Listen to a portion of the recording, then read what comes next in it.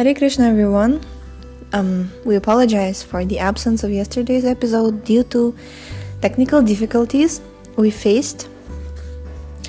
So, we're continuing to read teachings of Lord Chaitanya by His Divine Grace, Srila A.C. Bhaktivedanta Swami Prabhupada.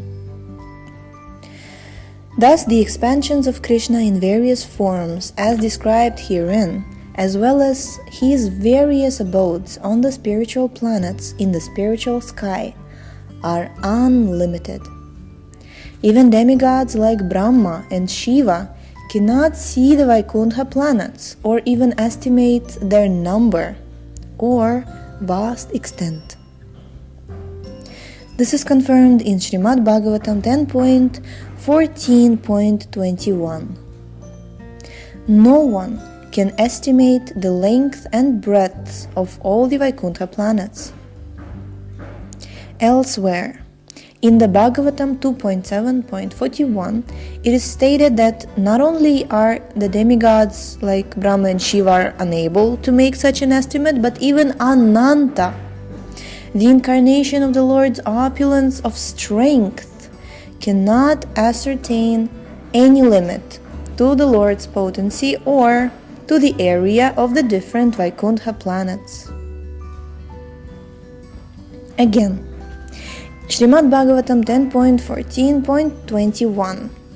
One of the prayers of Brahma is very convincing in this connection.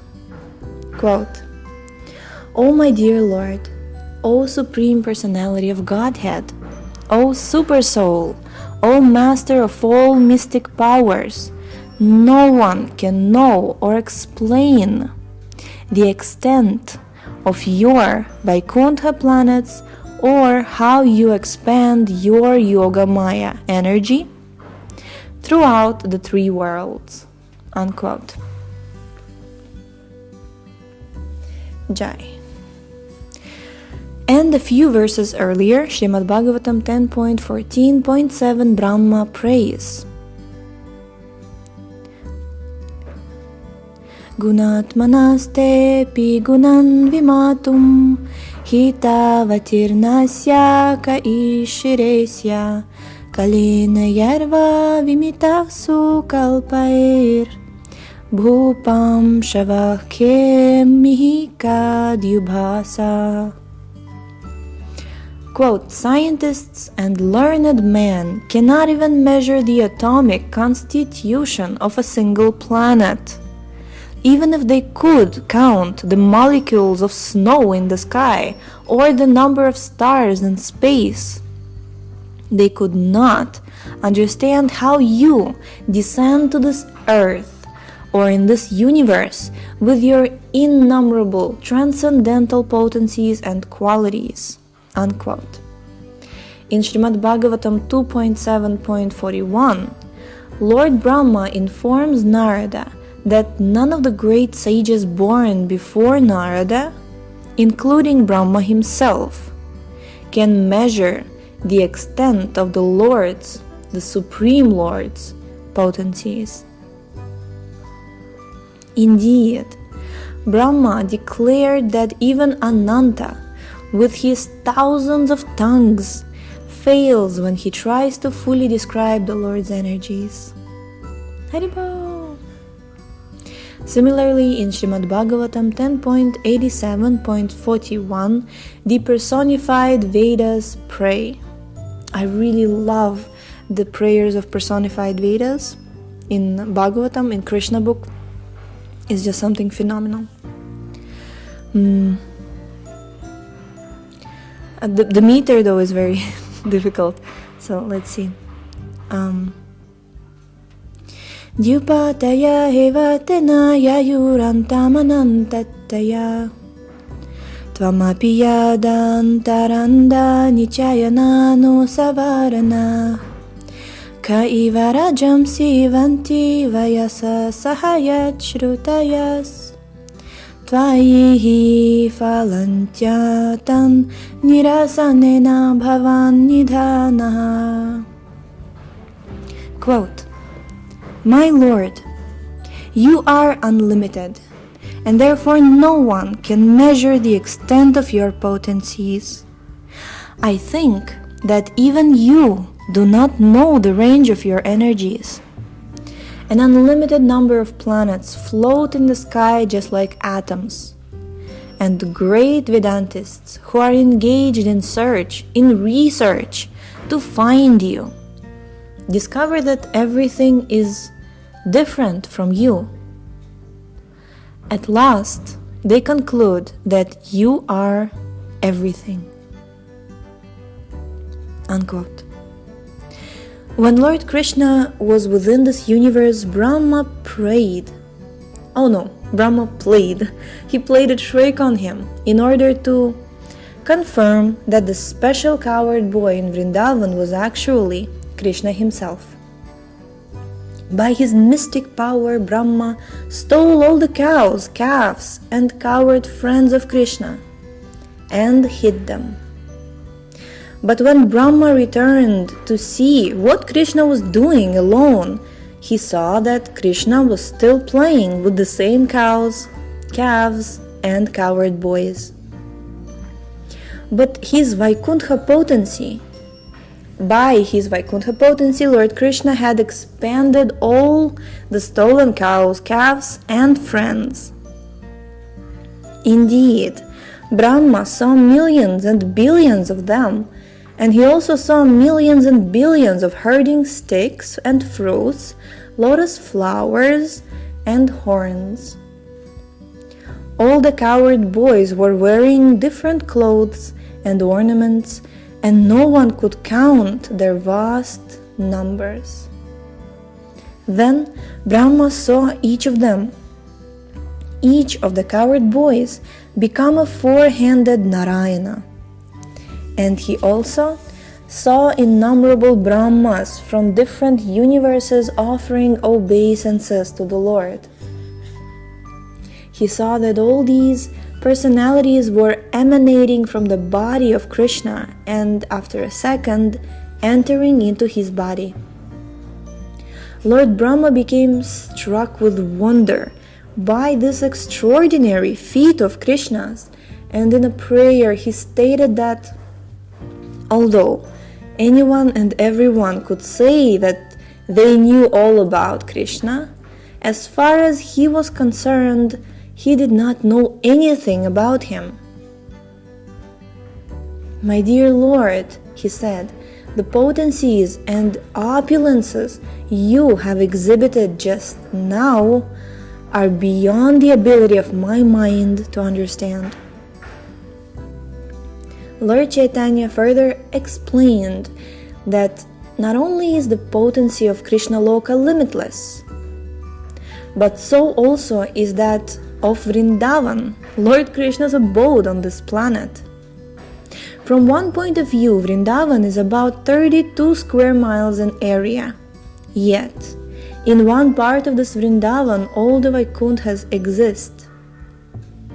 The area of the present-day Vrindavan contains 12 forests and covers about 84 kroshas, or 168 miles in area. And Vrindavan city is estimated to be about 16 kroshas, or 32 square miles. How all the Vaikunthas can exist there is beyond material calculation. Thus, Chaitanya Mahaprabhu concluded that the potencies and opulences of Krishna are unlimited. Whatever he told Sanatana Goswami was only partial, but by such a partial presentation, one can try to imagine the whole. While Lord Chaitanya was speaking to Sanatana Goswami about the opulences of Krishna, he became deeply immersed in ecstasy, and in that transcendental state, he recited a verse from Srimad Bhagavatam 3.2.21, in which Uddhava, after the disappearance of Krishna, told Vidura, Swayam tva samyati shayas Tryadishaha Svarajya Lakshmyapta Samastakama Balim Harabhishchira Lokapalaye Kirita Kotidita Padapita. Quote, Krishna is the master of all demigods, including Lord Brahma, Lord Shiva, and the expansion of Vishnu within this universe. Therefore, no one is equal to or greater than him, and he is full in 6 opulences. All the demigods engaged in the administration of each universe offer their respectful obeisances unto him. Indeed, the helmets on their heads are beautiful because they are decorated with the imprints of the lotus feet of the Supreme Lord. Unquote. It is similarly stated in the Brahma Samhita 5.1 that Krishna is the Supreme Personality of Godhead, and no one can be equal to or greater than him. That is Brahma's conclusion.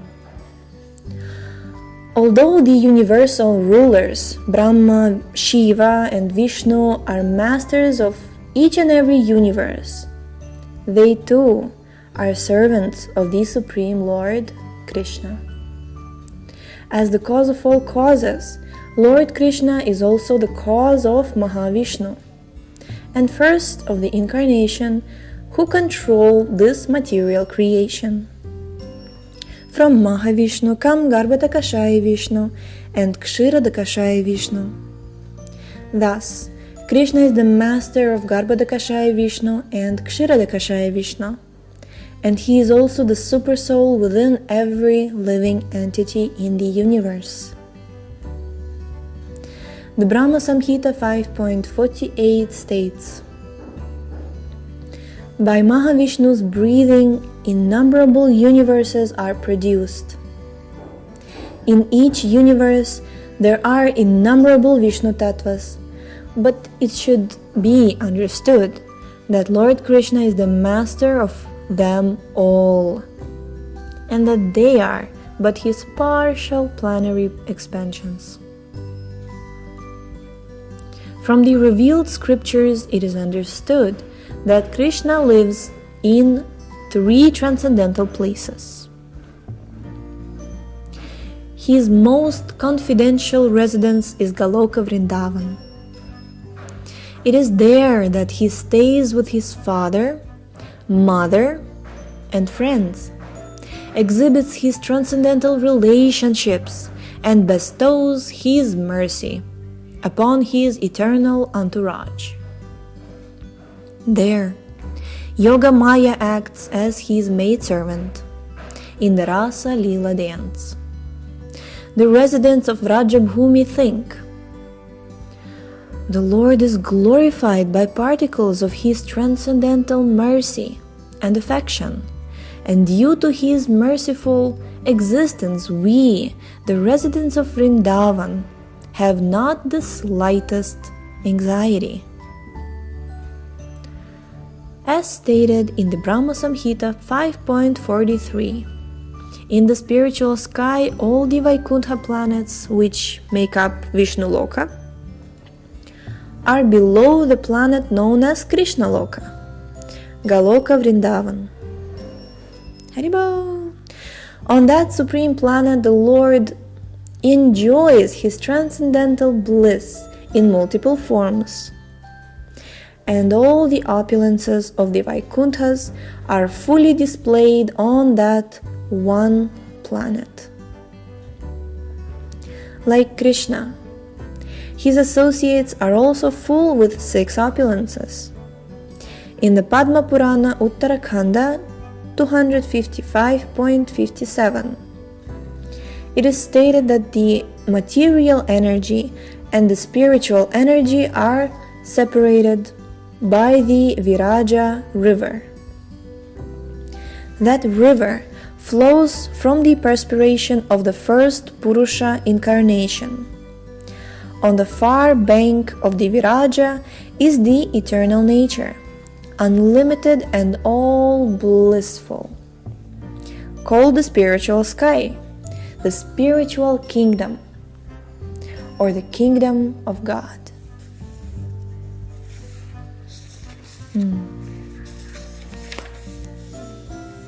Viraja River, and earlier in previous episodes we also read that Viraja River is sometimes called Viraja Ocean, the causal ocean. The spiritual planets are called Vaikunthas because there is no lamentation or fear there, and everything is eternal. The spiritual world has been calculated to comprise 3/4 of the energies of the Supreme Lord, and the material world comprises 1/4. But no one can understand what that 3/4 is, since even this material universe cannot be described. Trying to convey to Sanatana Goswami something of the extent of this display of 1/4 of Krishna's energy, Chaitanya Mahaprabhu next cited an incident from the scriptures in which Brahma, the Lord of this universe, came to see Krishna at Dwaraka. When Brahma, the first created being in the universe, approached Krishna, the doorman informed Krishna that Brahma had arrived to see him. Upon hearing this, Krishna inquired as to which Brahma had come. And the doorman returned to Brahma and asked, "Which Brahma are you?" Krishna has asked. Brahma was struck with wonder. Why did Krishna ask such a question? Brahma informed the doorman, "Please tell him that the Brahma, who is the father of the 4 Kumaras and who has 4 heads, has come to see him." The doorman informed Krishna and then asked Brahma to come inside. Brahma offered his obeisances unto the lotus feet of Krishna, and after Krishna had received him with all honor, the Lord asked him why he had come. "I shall tell you of my purpose in coming here," Lord Brahma replied, "but first, I ask you to kindly remove a doubt I have. Your doorman told me that you asked which Brahma had come to see you. May I inquire if there are other Brahmas besides me?" Upon hearing this, Krishna smiled and at once called for many Brahmas from many other universes. The 4-headed Brahma then saw many other Brahmas coming to see Krishna and offer their respects. Some of them had 10 heads, some had 20, some had 100, and some even had 1,000,000 heads. Can you imagine 1,000,000 heads? 1,000,000 is a very, very, very big number, by the way. Like sometimes we think that 1,000 is a lot, like 10,000 is like ridiculously a lot. 500,000 is like, that's too much. 1,000,000 heads. Wow. Indeed, the 4-headed Brahma could not even count the Brahmas who came to offer their obeisances to Krishna. Krishna then called many other demigods from various universes, and they all came to offer their respects to the Lord. Upon seeing this wonderful exhibition by Krishna, the 4-headed Brahma became nervous and began to think he was just like a mosquito in the midst of the many elephants. Since so many demigods were offering obeisances unto the lotus feet of Krishna, Brahma concluded that no one can measure Krishna's unlimited potency. All the helmets of the various demigods and Brahmas shone brightly the assembly, and when the helmets struck one another as the demigods offered obeisances, the helmets seemed to make a great sound of prayer. "Dear Lord," the demigods said, "it is your great mercy upon us that you have called us to see you. Is there any particular order? If so, we will carry it out at once." "There is nothing especially required of you," Lord Krishna replied. "I only wanted to see you all together at one time. I offer my blessings to you. Don't be afraid of the demons." Interesting reply. "By your mercy everything is all right," they all replied. "There is no disturbances at present, for by appearing on the earth you have vanquished everything inauspicious." As each Brahma saw Krishna, each thought that Krishna was only within his universe. After this incident, Krishna wished all the Brahmas farewell, and after offering respects to him, they returned to their respective universes. This is actually a very interesting point, that each Brahma saw Krishna and each thought that Krishna was only within his universe.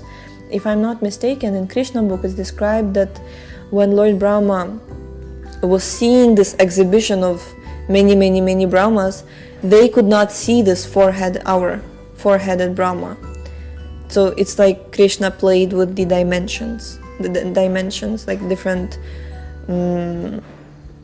like perspectives were, like how do I even explain it in English? It's unexplainable. It's beyond our explanation that many living entities can be together with Krishna, each thinking that he is alone with Krishna, and Lord Brahma seeing all of them together with Krishna, and Krishna interacting with them personally, and it's Hare Krishna. So just it's wonderful, that's all we can say. Where did I stop? Yes. As each Brahma saw Krishna, each thought that Krishna was only within his universe. After this incident, Krishna wished all the Brahmas farewell, and after offering respects to him, they returned to their respective universes. Upon seeing this, the four-headed Brahma at once fell down at the feet of Krishna and said, "What I thought about you before was all nonsense. People may say they know you perfectly, but as far as I am concerned, I cannot begin to conceive how great you are.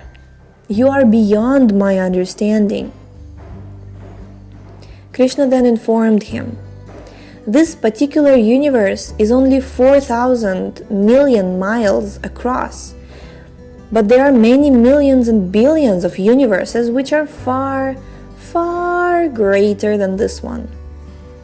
Some of these are many trillions of miles across, and all these universes require strong Brahmas with many more than 4 heads."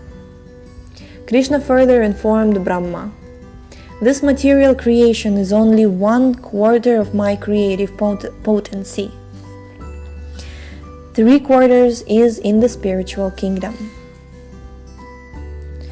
The four-headed Brahma then offered obeisances to Krishna and departed, now understanding the meaning of the Lord's 3/4 energy. The Lord is known as Triadhishvara, a name indicating his principal abodes, Gokula, Madhura, and Dwaraka. These 3 abodes are full of opulences, and Lord Krishna is the master of all of them. Situated as he is in his transcendental potency, Lord Krishna, the master of all transcendental energies, is thus full with 6 opulences, and because he is the master of all opulences, all the Vedic literatures acclaim him as the Supreme Personality of Godhead. Lord Chaitanya then sang a nice song to Sanatana Goswami about the opulences of Krishna. Quote, "All the pastimes of Krishna are exactly like the activities of human beings. Therefore, it is to be understood that his form is like that of a human being. Indeed, the human form is an imitation of his form." So our human form is an imitation of Krishna's human form. Krishna is dressed just like a coward boy. He has a flute in his hand, and he seems to be just like a newly grown youth. He is always playful, and he plays just like an ordinary boy. Unquote. Thus, Lord Chaitanya began telling Sanatana Goswami about the beautiful aspects of Krishna. The Lord said that anyone who understands these beautiful qualities is dipped into an ocean of nectar. Krishna's Yoga Maya potency is transcendental, beyond the material energy, but the Lord exhibits his transcendental potency even within this material world, just to satisfy his confidential devotees. In other words, Krishna appears in the material world to satisfy his devotees. His qualities are so attractive that Krishna himself becomes eager to understand himself. When he is fully decorated and stands with his body curved in 3 ways, with his eyebrows always moving and his eyes so attractive, the gopis become enchanted. His special abode is at the top of the spiritual sky, and he resides there with his associates. The coward boys, the gopis, and all the goddesses of fortune. It is there that he is known as Madana Mohana. There, all the many different pastimes of Krishna, such as his pastimes in the forms of Vasudeva and Sankarsana. In the material sky, he performs pastimes as the first Purusha incarnation, the creator of the material world. There are also pastimes in which he incarnates as a fish or a tortoise, or takes the forms of Lord Brahma and Lord Shiva, incarnations of the material qualities. In his pastimes as an empowered incarnation, he takes the form of King Prithu, and he also performs pastimes as the Supersoul in everyone's heart, and as an impersonal Brahman as well. Among Krishna's innumerable pastimes, however, the most important are his human-like activities. Human-like activities: frolicking in Vrindavan, dancing with the gopis, playing with the Pandavas on the battlefield of Kurukshetra, and playing in Mathura and Dwaraka. And his most important pastimes in the human form are those in which he appears as a coward boy, a newly grown youth who plays a flute. Just a partial manifestation of his pastimes in Galoka, in Gakula, Mathura, or Dvaravati, or Dwaraka, can overflood the whole universe with love of Godhead. Jai. Everyone can be attracted by the beautiful qualities of Krishna. how deep this is. Just a partial manifestation of his pastimes in Goloka can overflood the whole universe with love of Godhead. The manifestation of Krishna's internal potency, Yogamaya, is not exhibited in the part of the kingdom of God comprising the Vaikuntha planets. But Krishna does exhibit that internal potency within the universe when he descends from his personal abode out of his inconceivable mercy. Krishna is so wonderful and attractive that he himself becomes attracted by his own beauty. And this is proof that he is full of all inconceivable opulences, inconceivable potencies, and opulences, right? Yeah. As far as the ornaments decorating Krishna's body are concerned, it appears that they do not beautify him, but that they themselves become beautiful simply by being on his body. Always standing in a three-curved way, he attracts all living entities, including the demigods. Indeed, he even attracts the Narayana form, who presides in every Vaikuntha planet.